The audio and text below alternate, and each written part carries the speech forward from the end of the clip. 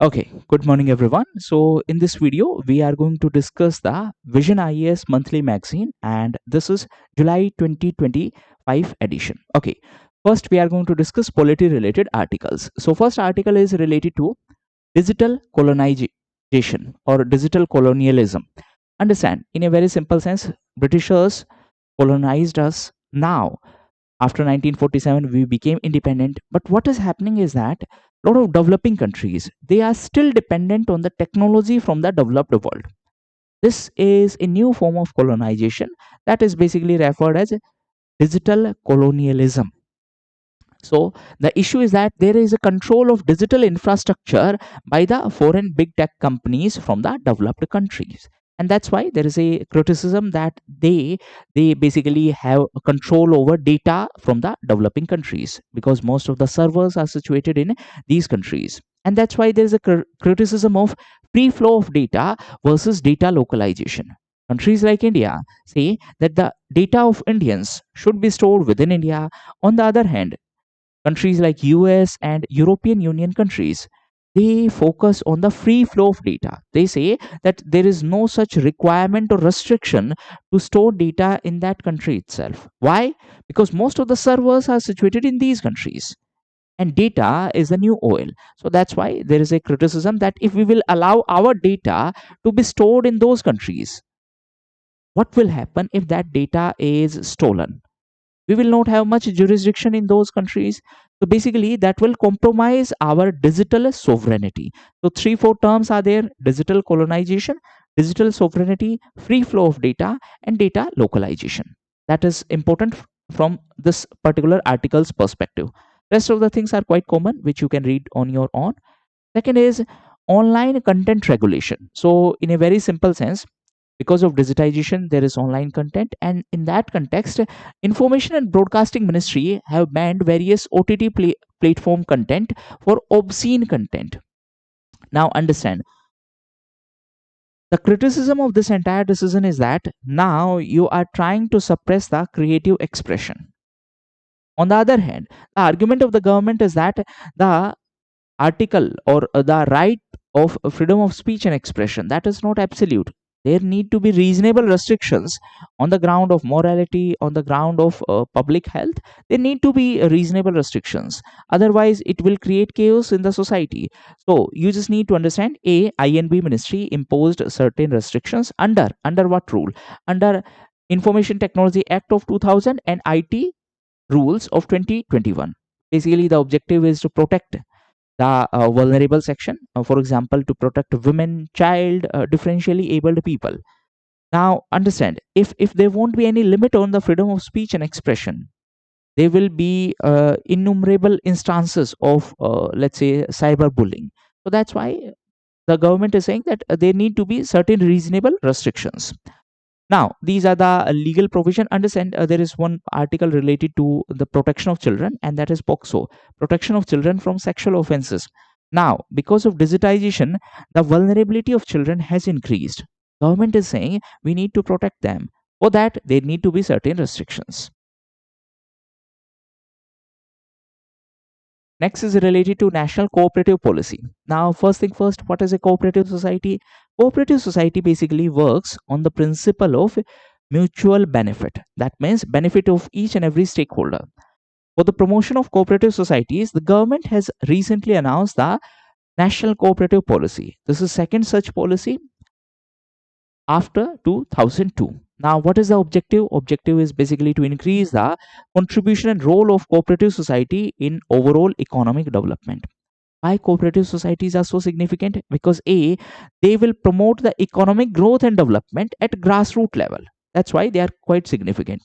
On the other hand, 2025, that is being celebrated as International Year of Cooperatives. So that's why from exam perspective also cooperatives are quite important. Now what is the objective? Objective is to engage 50 crore inactive or non-members, and to increase the contribution of cooperative societies, that is to increase their contribution in overall economic growth. Now how we are going to achieve that? So we will promote inclusivity, we will use technology, we will focus on the entry of cooperative society in a new field. For example, most of the cooperative society are now operational in the field of dairy sector. The government is saying we will also promote them in sectors such as, let's say, cab sharing. So that is how we will increase the reach of these cooperative societies. For that, government also established a separate ministry, and in that ministry there will be a dedicated cell for the implementation of this policy. Next is related to the report on PRI finances. PRI basically refers to Panchayati Raj institutions. Now understand, these PRI institutions, they face problem of finance. Why? Because they are dependent on the state and central government for financial resources, and that's why their functions and functionaries are adversely impacted. In a very simple sense, since they are financially dependent, they cannot play a bigger role at local level. So this report highlight that only, that even after the constitutional status to these institutions, they face the problem of functions, fund and functionaries. They are dependent on the grants from the central and state, and they have very low amount of own resources. For example, their own resources are roughly 1.1% of total resources. So that itself shows that how much dependency is there. Next is related to interstate water dispute. Now understand, water is a state subject, and because of the withdrawal of the because of the boundaries of different states, there are various disputes. Because we have withdrawn this, or we have drawn new states, but our rivers, they do not understand these political boundaries, because our states are not drawn according to geographical circumstances.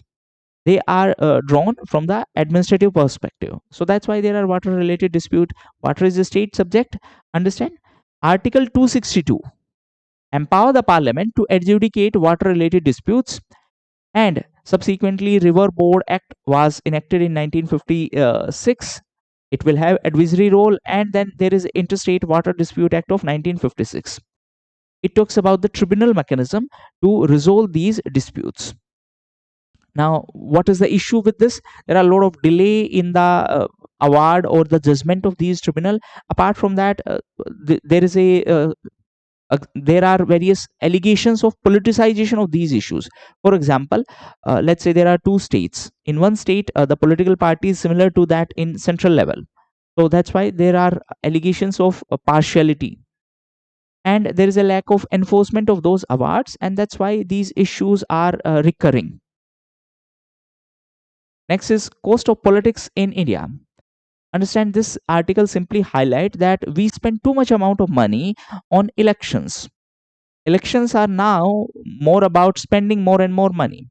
And that's why what happens is that the person who is not financially that much capable won't be able to participate in this entire election process.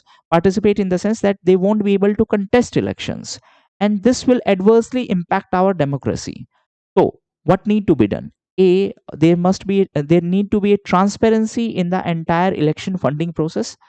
Apart from that, you can also provide recommendations of Goswami committee, which had recommended state funding of elections.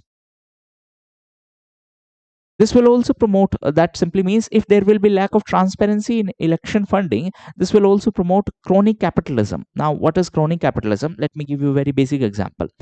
Businessmen will fund political parties so that they can win election. Now, why they are funding political parties? Because once these parties will win election, they are going to give contract to these same businessmen. So that's why it is being said that if there won't be any transparency in the funding process, it is very difficult to ensure the democracy.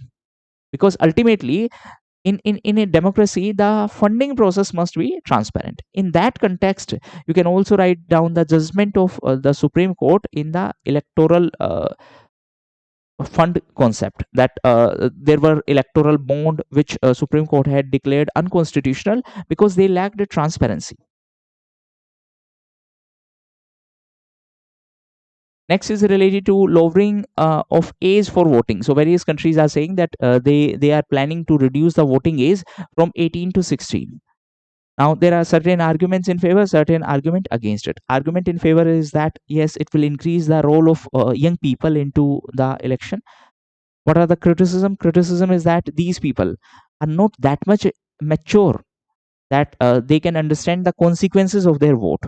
So what need to be done before reducing this age? First, we need to spread awareness regarding our entire election system, and then we can reduce the voting age. How we can increase awareness? For example, civic literacy program can be organized. Youth parliament, for example, there is a good example.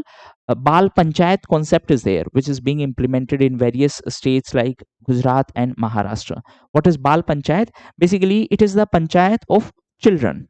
So they will learn about the voting process, the entire decision making process. That will spread awareness regarding our entire election system. Next is related to disruption of parliament. So basically, this article says that there are frequent disruption in our parliament, and that is why the productivity is adversely impacted. For example, the Lok Sabha functioned for 88% of its scheduled time, and Rajya Sabha worked for only 73%. So there are two major issues. A, the amount of time allocation that itself is very less. Within that time, there are a lot of disruptions. That's why the productivity is quite low. So, for example, in 1950s, the parliament met for 120 to 140 days per year. Now, that has gone down to 60 to 70 days. Just imagine, the highest lawmaking body meet only for 60 to 70 days, and within that also, the productive time is very less because of the regular adjournments. So that's why this article says that it will adversely impact the legislation making process. There will be a lot of loopholes in these legislation, and that's why they will be challenged in the court also. So there will be poor drafting, there will be poor debate. Why? Because of lack of time. What will happen? Without debate, they will be passed, and then they will be challenged in the court. Next is related to removal of judges in the higher judiciary. So understand, there is a proper process of appointment and removal of judges. Now, recently, why it was in news? Because of the issue of High Court judge. Cash was found. Subsequently, in-house inquiry committee was set up. Subsequently, the Parliament uh, discussed this issue, and a committee, inquiry committee of Parliament was set up to investigate this issue. Now, understand the process, detailed process of this removal of judges is being discussed in Judges Inquiry Act of 1968. What are the grounds? Grounds are proven misbehavior or incapacity. And this entire process is governed as per the provisions of Justice Inquiry Act. Next is related to National Standards for Civil Service Training Institute.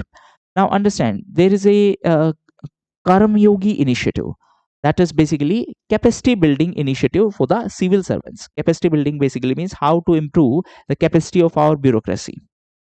So in that context, this initiative was launched. This NSC STI 2.0. What is NSC STI? That is National Standards for Civil Services Training Institutes. So this was launched by Ministry of Personnel, basically by the Minister of State for Personnel, Public Grievances and Pensions. Now this has been developed by Capacity Building Commission, which is under Mission Karma Yogi. What is Mission Karma Yogi? It focuses on the capacity building. And last news in the Polity section is related to bills of lending bill. Now, again, let me give you a very simplified example. Let's say you want to parcel something. So you contacted, let's say, DTDC or India Post for that matter. Again, it is oversimplification. So you are going to hand over your item to India Post. India Post is going to give you a receipt that this is the item, this is the weight, this, that. That is basically referred as the bill of lading. So, bill of lading is a legal document which is issued by the freight carrier. That simply means the company which is going to transport your item to the shipper. So, you are the shipper in this case, India Post is the freight carrier. So, for simplification of this, recently this bill was introduced, and this focus on modernization of shipping and maritime trade documents. The paperwork will be done in a simplified manner. So, these were the important articles which were discussed in the Polity section of Vision IAS Monthly magazine. The PDF is available on the Civils Academy app. Thank you, and that's all for the day.